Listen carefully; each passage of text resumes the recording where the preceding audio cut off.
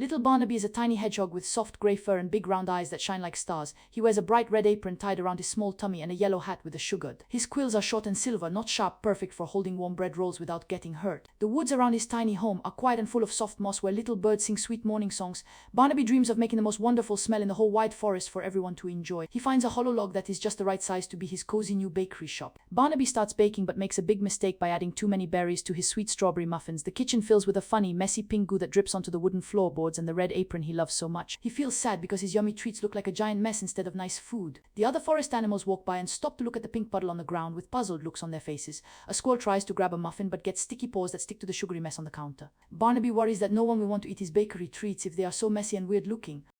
He looks at his red apron, which is now stained with purple berry juice, and feels very small and lonely inside his heart. The wind blows gently through the trees but sounds like a whisper telling him to give up and stop trying hard. Barnaby sits on a stool and starts to cry big tears that roll down his grey cheeks. A little rabbit hops over and sees Barnaby crying in front of his messy bakery with the pink muffins everywhere.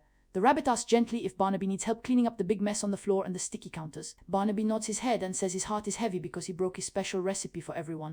The rabbit offers a soft handkerchief and says kindness means helping a friend even when things go wrong today. Barnaby wipes his eyes with the cloth and looks at the pink goo that looks like a giant rainbow puddle now. He decides to try again because helping friends is more important than making perfect food today.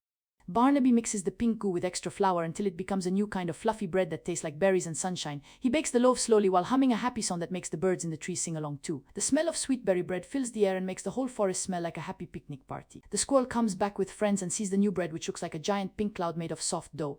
They all take a piece and smile big smiles because the taste is just like a hug from a warm blanket on a cold night. Even the grumpy owl, who usually sleeps early, comes out to eat a small piece of the sweet berry bread. Barnaby feels so happy when he sees everyone laughing and sharing the bread that he made from his big mistake yesterday. His red apron looks clean now because he washed it in the stream, and the yellow hat sits straight on his head. The bakery is full of laughter and the sound of chewing is the best music in the whole forest.